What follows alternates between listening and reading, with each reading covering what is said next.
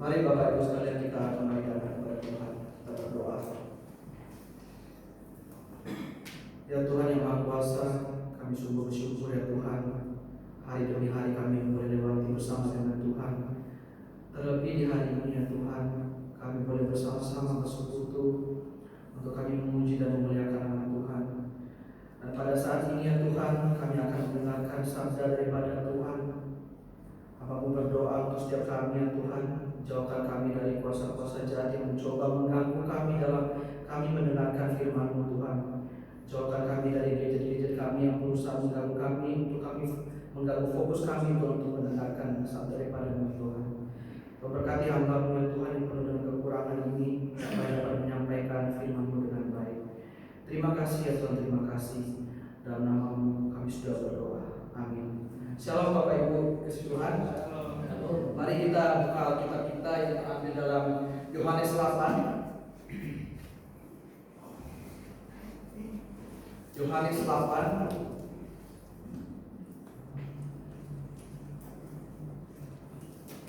ayatnya ke-30 sampai 36. Maaf salah tulis di dalam PPT, ayat 30 sampai 36.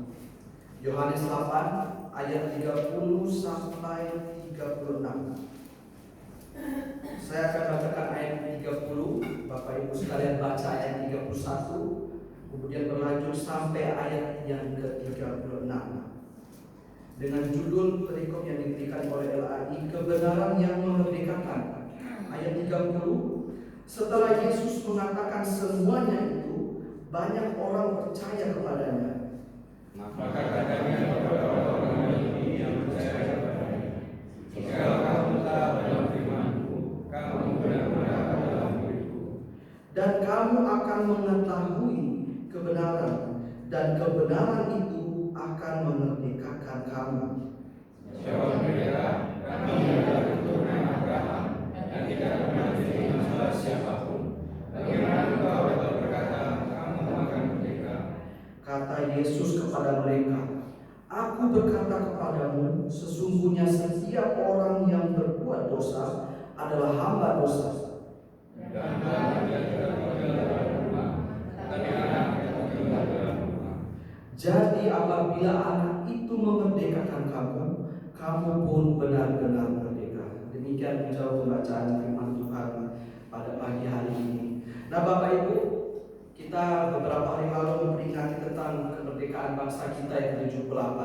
Kita bersyukur penyertaan Tuhan begitu luar biasa menyertai bangsa ini sampai sudah usia 78 ini Tuhan terus boleh menolong negara kita. Nah Bapak Ibu, berbicara tentang kemerdekaan biasanya itu berbicara tentang kebebasan. Kalau konteksnya bangsa kita boleh bebas dari penjajahan, negara-negara yang boleh menjajah negara kita. Nah Bapak Ibu, ketika membahas tentang kemerdekaan atau kebebasan, saya ingat tentang hewan satu ini. Ada yang tahu Bapak Ibu? Saya sengaja tulis pakai bahasa Inggris biar Bapak Ibu bisa tebak-tebak sedikit ya. Soalnya mukanya hewan ini sedikit mirip dengan hewan yang satunya Bapak Ibu. Ya hewan ini domba ya Bapak Ibu ya, sheep. Nah Bapak Ibu, domba itu memang sedikit mirip-mirip lah dengan kami. Cuman ada perbedaannya ketika saya melihat hewan ini Bapak Ibu.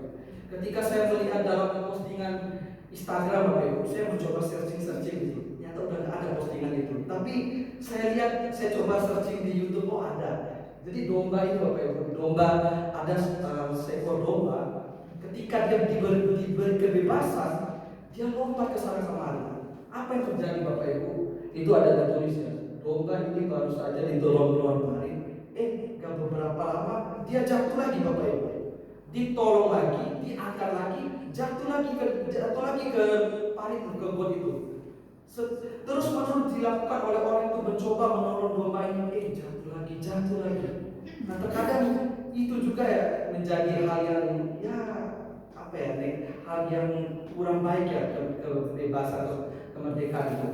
Ketika kita sudah diberikan kebebasan, mulai disuruh lurus kita belok kiri, disuruh belok kiri kita belok kiri, lawan arah kayak gitu lah Bapak Ibu ya. Nah ini juga yang kadang terjadi Bapak Ibu dalam kehidupan manusia. ketika manusia itu sudah diberikan kemerdekaan atau diberikan sebuah kebebasan oleh Tuhan, kita itu jatuh ke dalam dosa, Bapak Ibu. Nah, itu yang terjadi dalam Adam dan Hawa, Bapak Ibu. Ketika mereka diciptakan oleh Tuhan, mereka diberikan kehendak bebas oleh Tuhan. Tetapi apa yang terjadi? Mereka memiliki kehendak bebas itu untuk mengikuti apa yang dimau oleh sang iblis atau setan, Bapak Ibu. Mereka lebih memilih hal itu, Bapak Ibu. Nah, Bapak Ibu bicara tentang kebebasan atau kehendak bebas.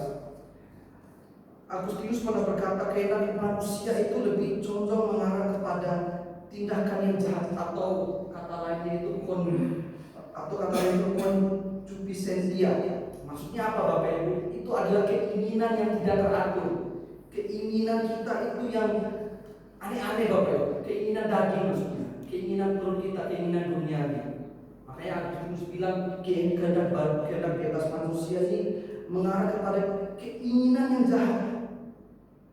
Tetapi Bapak Ibu, ada ketika mengaitkan hal ini dengan providensi Allah, pertanyaannya sekarang, kalau manusia itu diciptakan oleh Allah dan lain sebagainya, manusia itu akhirnya terjebak dalam namanya, oh saya ini diciptakan oleh Tuhan, udah takdir Allah kok.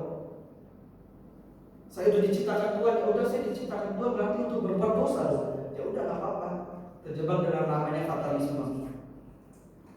Saya udah lakukan begini, Tuhan sudah atur. Mulai terjebak nih Bapak Ibu. Tetapi ada satu hal, Bapak Ibu, Tuhan itu tidak mau menciptakan kita itu seperti apa? Seperti robot. Bayangkan ya Bapak Ibu, kalau kita ciptakan seperti robot. Kalau saya masa kecil saya tak pernah punya robot gitu, Ibu. Saya tanya ada yang main-main di laut, berenang dan sebagainya. Mungkin anak-anak kita yang punya robot bisa perhatikan ya Bapak Ibu. Dipencet apa dia lakukan itu. Pergi ke sana dia pergi, pergi ke situ dia pergi. Bisa dibayangkan ya Bapak Ibu, kalau kita diciptakan seperti robot, tentu tidak baiklah Bapak Ibu. Makanya Tuhan itu memberikan kehendak bebas. Tapi Bapak Ibu, kehendak bebas yang diberikan oleh Tuhan itu bukan untuk kita mengikut atau kita melakukan dosa, tidak Bapak Ibu. Kehendak bebas yang diberikan oleh Tuhan kepada kita itu untuk melakukan perintah Allah, untuk kita melakukan apa yang Tuhan inginkan dalam kehidupan kita. Tetapi yang terjadi memang kita itu lebih memilih untuk mengikuti perintah dari iblis. Kamu makan buah itu. Sudah akhirnya manusia jatuh ke dalam dosa. Nah Bapak Ibu, kita kembali dalam teks yang kita bahas Bapak Ibu. Di dalam Yohanes 8 Bapak Ibu, kalau Bapak Ibu perhatikan, itu ada sebuah pertandingan antara Tuhan Yesus berhadapan dengan orang Yahudi. Itu saya tuliskan ada 5 bagian. Yang pertama adalah orang Yahudi itu berusaha menjebak Yesus tentang seorang perempuan yang berbuat zina. Kalau seorang perempuan berbuat zina, pasti hukumnya adalah dilempar sampai mati. Masih enak ya Bapak Ibu kalau ditembak langsung mati. Ini dilempar masih ada rasa sakit sedikit-sedikit. Tapi orang Yahudi berusaha menjebak Yesus. Bagaimana kalau orang ini kedapatan berzina?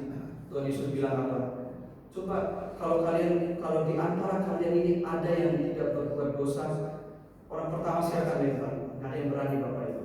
Kemudian berlanjut lagi. Mereka menganggap bahwa Tuhan Yesus itu memberi kesaksian yang palsu ketika Tuhan Yesus mengatakan, "Aku adalah terang dunia." Kemudian berlanjut lagi. Mereka menganggap Tuhan Yesus itu menganggap dirinya itu sama setara dengan Allah. Kalau mengatakan bahwa saya ini anak Allah, itu berarti Tuhan Yesus itu menganggap dirinya itu setara dengan Allah atau Bapa. Maka itu sebuah penghinaan besar bagi orang Yahudi pada waktu itu. Kemudian berlanjut lagi Bapak Ibu. Tuhan Yesus menegur orang-orang Yahudi pada waktu itu. Kamu itu bukan keturunan Abraham. Bapak kamu itu bukan Abraham, tetapi yang menjadi bapak adalah iblis. Engkau telah mengikuti apa yang iblis mau. Dan terakhir kita bisa lihat dalam pasal 8 Bapak Ibu, orang-orang Yahudi berusaha melempar Yesus, tapi Tuhan Yesus menghilang pada waktu itu. Nah Bapak Ibu, seringkali yang terjadi itu adalah orang-orang saat itu menganggap diri itu paling benar. Itu juga yang terjadi dalam orang-orang Yahudi. Mereka menganggap saya ini orang yang benar. Tuh orang yang berzina itu salah, lempar. Makanya Tuhan Yesus bilang, lempar ya lempar, sampai yang tidak berbuat dosa silakan lempar yang pertama. Nah Bapak Ibu, saya mengutip pernyataan dari Pendeta Yani Mandobe. Dia mengatakan ada 3 dimensi mengenai kebenaran dalam Alkitab. Yang pertama itu adalah legal, mengikuti aturan. Orang yang mengikuti aturan dari Tuhan itu dia melakukan kebenaran. Perintah-perintah Tuhan itu dia lakukan. Tetapi tidak berhenti di situ saja Bapak Ibu. Ada namanya melakukan moralitas, kebenaran dalam moralitas. Maksudnya apa Bapak Ibu? Antara pikiran kita, antara perkataan kita, antara perbuatan kita itu harus sejalan, harus sinkron. Saya kasih contoh ya Bapak Ibu. Ya saya berdiri saat ini, orang-orang yang menyampaikan firman Tuhan atau orang yang menasihati orang lain. Saya mengatakan hari ini, kasihlah saudaramu. Saya bilang seperti itu. Tetapi dalam kenyataannya saya belum mengasihi orang itu. Nah itu tidak disebutkan sebagai sebuah kebenaran Bapak Ibu. Jadi antara pikiran kita, antara perkataan kita, antara perbuatan kita itu harus sejalan Bapak Ibu. Kemudian yang terakhir adalah tentang solidaritas Bapak Ibu. Tentang solidaritas, kepekaan untuk mengambil bagian dari penderitaan orang lain. Nah kepekaan untuk mengambil bagian dari penderitaan orang lain itu kita bisa lihat dalam Filipi 2 ya. Saling membantulah kamu, saling mendahulukan kepentingan orang lain. Atau cerita yang paling dekat itu adalah cerita tentang orang Samaria yang baik hati. Orang Yahudi jalan aja ketika melihat orang susah, tapi orang Samaria itu dia memiliki kepekaan untuk membantu orang lain. Nah Bapak Ibu, kita akan melihat dalam Yohanes 8 ini ada 2 kebenaran yang akan memerdekakan kehidupan kita Bapak Ibu. Yang pertama adalah tetap tinggal di dalam firman-Mu. Nah Bapak Ibu, kita beberapa minggu yang lalu, 2 minggu yang lalu, Pak Kor itu membahas tema abide in me, tinggal di dalamku. Nah tinggal di dalamku itu atau bahasa lainnya itu abide atau tinggal di dalam. Dan di dalam Injil Yohanes Bapak Ibu itu dituliskan kata ini 40 kali dalam Injil Yohanes. Berarti bagian ini sangat penting Bapak Ibu. Bukan asal tulis tinggal dalam firman dan lain sebagainya, tapi bagian ini penting Bapak Ibu. Maksudnya apa tentang tinggal di dalam firman-Ku adalah berbicara tentang persekutuan abadi kita dengan Tuhan. Bukan persekutuan kita hanya hari Minggu. Bukan persekutuan kita hanya waktu KKR saja. Waktu KKR Tuhan percaya dan sebagainya. Tetapi persekutuan dengan Tuhan itu loh setiap hari, terus menerus, progresif. Nah Bapak Ibu, ada seorang pengkhotbah yang mengatakan kalau soal percaya itu soal lain. Kenapa Bapak Ibu? Yang tahu itu hanya Tuhan dan hati kita. Orang lain tidak bisa lihat. Tetapi yang menjadi pertanyaannya adalah siapa yang tinggal di dalam firman Tuhan itu? Kalau lagu Yakobus 2 itu bilang Bapak Ibu, engkau percaya bahwa hanya ada satu Allah saja, itu baik. Tapi setan juga percaya Tuhan. Setan juga gemetar sama Tuhan Bapak Ibu. Bayangkan ya Bapak Ibu, soal percaya itu soal lain Bapak Ibu. Tapi yang tinggal dalam firman Tuhan itu yang menjadi penting. Makanya disebut dalam Yakobus ya, iman tanpa perbuatan itu mati. Ya memang mati Bapak Ibu. Bagaimana kita bilang kita percaya sama Tuhan kalau kita enggak melakukan firman-Nya? Sama aja kayak lagunya slang ya, tong kosong dari bunyinya. Cuma ngomong tok, enggak ada apa ya tindakannya, enggak ada eksekusinya Bapak Ibu. Makanya Tuhan bilang di bagian ini, tinggallah di dalam firman-Ku. Nah Bapak Ibu kasih Tuhan, banyak orang mungkin saat ini bilang, wah cukuplah, saya datang hari Minggu saja wis cukup toh. Itu menunjukkan bahwa saya percaya sama Tuhan. Wah, kalau kita bilang seperti itu ya bahaya Bapak Ibu. Berarti kita ini percaya sama Tuhan hari Minggu saja gitu. Hari yang lain kalau bukan hari Minggu ya udah kita melakukan apa aja terserah toh. Ya mau saja, mau saya aja. Atau bahasanya pemuda YOLO, kamu hidup sekali ini saja. Ayo kita bersenang-senang, ayo mesti kemana ayo. Seringkali yang terjadi itu seperti itu Bapak Ibu. Hari Minggu saja, hari yang lain itu ya sudah. Bukan harinya Tuhan, harinya Inggris. Harinya Tuhan hanya hari Minggu saja. Hari yang lain itu enggak. Nah Bapak Ibu, mengapa Kenapa sih Tuhan Yesus mengatakan bagian ini Bapak Ibu? Di dalam tulisan Injil Yohanes, Tuhan itu menyinggung tentang iman orang itu yang berubah-ubah, atau iman orang itu yang angin-anginan gitu. Kalau di gereja di Bapak Ibu ingat anginnya itu angin-anginan gitu, nggak ada terus. Kalau namanya Pak Alvin ada angin terus kan, enak. Kalau di situ angin-anginan, datang pergi. Nah di dalam teks, kalau Bapak Ibu perhatikan di dalam Injil Yohanes 4 ayat 28, itu berbicara tentang seorang pegawai istana ketika anaknya sakit. Tuhan Yesus bilang apa? Wah, engkau percaya kalau saat ini saya berikan kesembuhan kepada anakmu. Tuhan Yesus menegur, walaupun Tuhan Yesus melakukan kesembuhan bagi anak itu. Kemudian di pasal 6 Bapak Ibu, kalau kita perhatikan di pasal 6 itu Bapak Ibu, itu Tuhan Yesus memberi makan 5.000 orang. Itu banyak orang berbondong-bondong ikut Yesus, Tuhan Yesus kemarin ikut, ke sana ikut, ke sini ikut, ke pantai itu ikut, ke sana ikut, ke gunung itu ikut. Tetapi yang terjadi di bagian perikop terakhir Bapak Ibu, perhatikan ada murid-murid yang meninggalkan Tuhan Yesus. Murid-murid yang mengundurkan diri. Makanya Tuhan Yesus bilang, tinggallah dengan firman-Ku. Jangan kamu itu jangan lari kiri kanan, hanya belajar hari Minggu saja. Nanti ketika mendengar kabar dari luar mulai sesat, mulai bimbang Bapak Ibu. Nah Bapak Ibu, saya sungguh bersyukur ya di tempat ini itu ada namanya belajar PA. Saya selalu bilang ketika teman-teman saya tanya, pelayanan apa? Oh iya, PA. PA-nya apa? Saya kasih tema-temanya Bapak Ibu. Mereka bilang, ngeri dong gitu. Oh mereka ya pelayanannya sekolah minggu, ya udah bekas sekolah minggu saja. Habis itu pelayanan pemuda, udah pemuda aja. Itu saja. Yang main musik saja. Kalau mereka lihat temanya, ngeri dong, saya juga merinding gitu. Nah Bapak Ibu, ini melalui sisi hal yang baik Bapak Ibu. Ada orang saat ini tuh tafsir salah-salah kita dan sebagainya. Kita sudah ketika di luar mendengarkan pernyataan orang lain kayak gini kayak gitu, mulai bimbang imannya, mulai lari ke kami Bapak Ibu.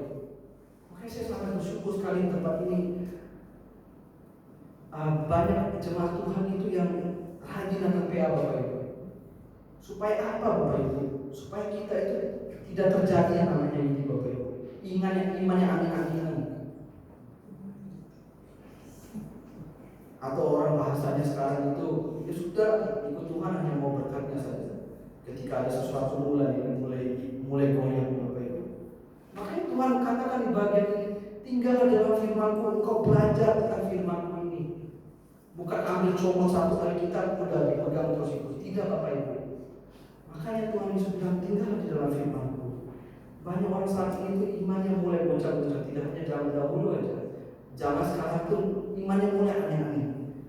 Kemudian yang kedua Bapak Ibu berbicara tentang jangan menjadi hamba dosa. Jangan menjadi hamba dosa. Ada percakapan yang aneh yang bisa perhatikan dalam bagian ini Bapak Ibu. Tuhan Yesus itu menganggap bahwa orang-orang Yahudi itu adalah budak. Mereka bilang, budak? Siapa yang budak? Orang saya nggak pernah kami ini adalah keturunan Abraham. Nggak pernah dibudak oleh siapapun. Wah ini sungguh aneh Bapak Ibu. Kalau kita lihat ke belakang lagi, orang Israel itu bukan sekali Bapak Ibu dijajah oleh bangsa Asyur, Mesir, Babilonia, Syria, Yunani, Romawi. Sungguh aneh sekali antara perbincangan Tuhan Yesus dengan orang Yahudi. Mereka mengatakan, saya nggak pernah kok dijajah oleh bangsa-bangsa atau dalam hal lain. Tetapi memang mereka itu menganggap bahwa dalam segi kerohanian mereka itu tidak pernah dijajah. Maksudnya mereka itu kerohaniannya Abraham, Bapak orang beriman. Tetapi Tuhan Yesus katakan apa Bapak Ibu? Engkau itu bukan keturunan garis Abraham. Makanya di bagian selanjutnya dikatakan keturunan Abraham yang tidak berasal dari Allah, atau keturunan Abraham yang bapaknya itu adalah iblis Bapak Ibu. Tuhan Yesus juga bukan menyinggung tentang budak dalam politik Bapak Ibu, bukan. Tapi Tuhan Yesus menyinggung tentang hati mereka yang sudah tertawan oleh dosa. Hati mereka itu yang sudah tertawan untuk melakukan pemberontakan terhadap Allah. Nah Bapak Ibu, ada sebuah pernyataan seperti ini. Orang yang berdosa itu tidak melakukan apa yang dia suka. Orang yang berdosa tidak melakukan apa yang dia suka. Tetapi orang yang berdosa dia melakukan apa yang disukai dosa. Maksudnya apa Bapak Ibu?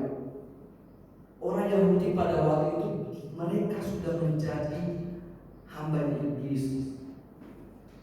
Mereka melakukan apa yang iblis suka. Mereka melakukan apa yang setan itu suka Bapak Ibu. Makanya ada pernyataan seperti ini. Bukan keinginan kita Bapak Ibu, tapi keinginannya dosa, keinginannya iblis. Makanya Bapak Ibu, ketika kita melakukan dosa, sadarlah Bapak Ibu, kita itu sedang disetiri sama iblis. Kalau pergumulan saya Bapak Ibu, waktu pemuda itu Bapak Ibu, waktu saya masih SMA itu ibadahnya juga sama jam 10. Mama saya bangunin, ayo bangun gereja, mulai ngantuk-ngantuk. Ayo kita di gereja, tapi mama saya itu sogok pakai air pergi datang.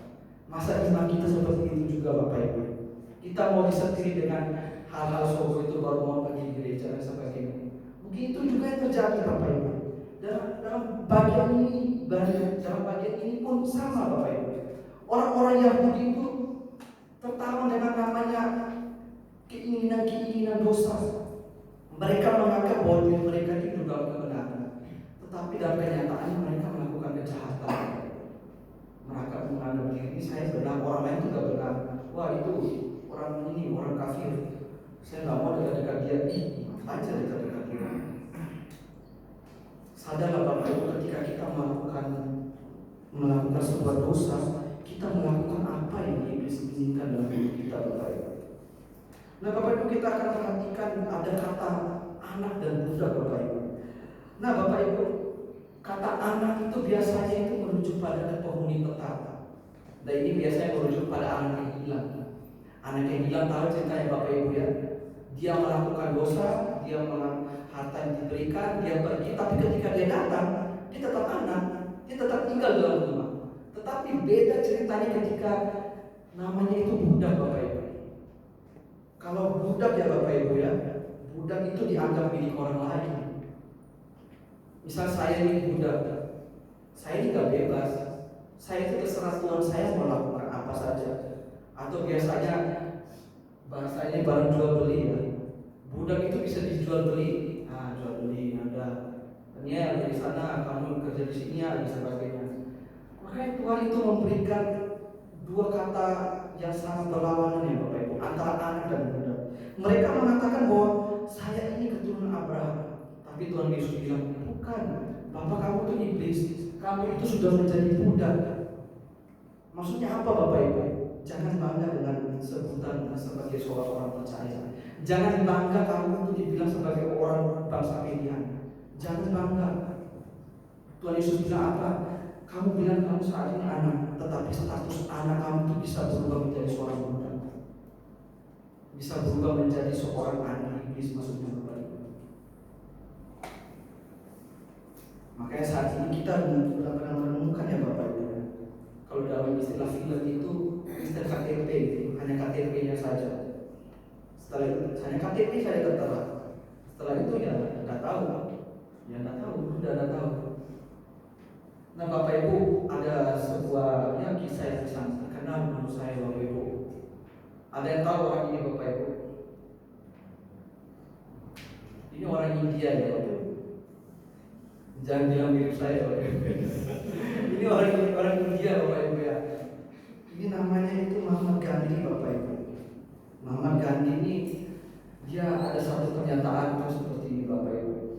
Saya itu tidak pernah menolak Kristus Anda, tetapi saya tidak suka dengan orang Kristen Anda. Ada yang tahu kisahnya dia ini Bapak Ibu?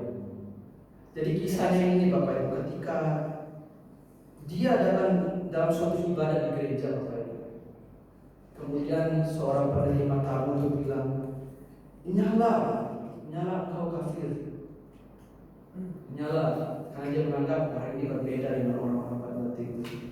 Nyala, kamu bukan anak Tuhan. Nyala, kamu gak usah datang gereja gitu. Gak usah datang gereja, kamu berbeda sama kita dan sebagainya. Nah, mungkin itu juga terjadi Bapak Ibu dalam kehidupan kita. Dan itu juga terjadi dalam kehidupan orang-orang Yahudi pada waktu itu Bapak Ibu. Sama seperti seorang penerima tamu itu menganggap saya ini benar. Orang ini gak benar, orang yang datang ini itu dia dalam sana kesini itu terus itu. Itu juga terjadi dalam kehidupan orang kami ini Bapak Ibu. Dia mengatakan kalau orang Kristen itu seperti Tuhan Yesus yang saya kenal dalam Alkitab, saya percaya seluruh India itu akan menjadi pengikut Kristus saja. Wih, pernyataan yang luar biasa ya Bapak Ibu. Yang menjadi pergumulan teman-teman saya bagi praktek dan sebagainya itu apa Tuhan itu adalah mencari domba yang hilang Bapak Ibu. Seringkali itu kenapa nggak datang itu karena orang itu dan sebagainya. Mungkin itu juga terjadi Bapak Ibu. Saya nggak bilang dikatakan tempat ini ya, semua tempat rata-rata seperti itu. Kita itu nggak menyatakan kasih Tuhan itu dalam hidup kita. Hanya kita katakan ya, hari ini saja.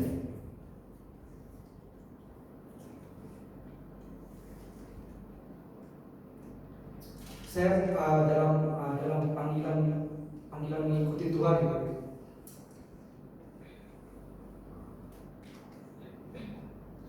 ada satu hal yang saya selalu pergumulkan, yaitu apa soal mengasihi orang lain. Itu sampai saya di konseling bukan 1 tahun, 4 tahun saya di konseling sama dosen. Wah, itu menjadi beban bagi saya. Karena ketika melihat orang yang saya benci itu ke gereja itu gak jadi, itu terjadi dalam kehidupan saya Bapak Ibu. Saya datang ibadah di chapel, kalau Bapak Ibu perhatikan di Aletea itu tempat ibadahnya itu mangkuk. Kalau dia duduk sebelah kiri, saya duduk jangan yang berhadapan. Kalau dia duduk sebelah sana, saya jangan yang sebelah sini. Saya berusaha untuk itu, saya sebelahnya dia gini, biasa adatnya gini. Kalau saya duduk sebelah sana, kan saya adatnya gini kan. Saya lihat dia, benci orang kira ini orang bicara dalam diri. Itu saya bergumulkan itu Bapak Ibu. Kalau saya tidak bergumulkan hal itu Bapak Ibu, bagaimana saya menjadi pengikut Tuhan? Bagaimana saya mau bawa orang lain percaya sama Tuhan? Kalau saya tidak mengasihi orang lain, kita boleh mengatakan dengan kebenaran sana sini dan sebagainya. Tapi dalam prakteknya itu Bapak Ibu, kebenaran itu saya tidak lakukan. Nah, bagaimana Bapak Ibu? Itu menjadi pergumulan kita Bapak Ibu. Tuhan sudah memerdekakan kita, iya. Sekarang itu pertanyaannya itu apakah kita itu mau tinggal dalam firman Tuhan? Itu saya baru hanya sebutkan satu bagian saja Bapak Ibu. Ada berbagai macam aspek Bapak Ibu. Tuhan sudah memerdekakan kita. Tuhan sudah memerdekakan kita lewat darah yang kudus. Sekarang pertanyaannya sekarang adalah bagaimana kita hidup dalam kebenaran itu. Kebenaran yang sudah memerdekakan kita itu. Kita hidup tinggal dalam firman-Nya dan kita tidak menjadi hamba dosa, hamba iblis. Ingat bahwa kita hamba Tuhan, anak-anaknya Tuhan. Kita melakukan apa yang Tuhan inginkan, bukan iblis inginkan. Semoga dapat memberkati kita sekalian Bapak Ibu. Mari kita berdoa. Ya Tuhan, kami sungguh bersyukur Tuhan. Kami boleh melihat penyertaan Tuhan dalam kehidupan kami. Dan saat ini ya Tuhan, kami minta ampun kepada-Mu ya Tuhan. Ketika dalam kehidupan kami menganggap diri kami itu orang yang benar ya Tuhan, dan menganggap orang lain itu tidak benar. Maafkan kami ya Tuhan. Ajarkan kami ya Tuhan untuk kami tinggal di dalam firman-Mu ya Tuhan. Tidak hanya hari ini saja kami tinggal dalam firman-Mu. Tidak hanya ketika kami berada di tempat ini, tetapi dalam setiap aspek kehidupan kami ya Tuhan, kami boleh tinggal dalam firman-Mu ya Tuhan. Tolong Kami tidak disebut sebagai hamba dari iblis Tuhan, tidak disebut sebagai anak-anak dari iblis, tapi kami melakukan kehendak Tuhan karena kami adalah anak-anak Tuhan. Terima kasih ya Tuhan, kasih ya Tuhan. Inilah doa permohonan kami. Dan nama Putra Yesus kami semua berdoa. Amin. Saya serahkan kepada Tuhan.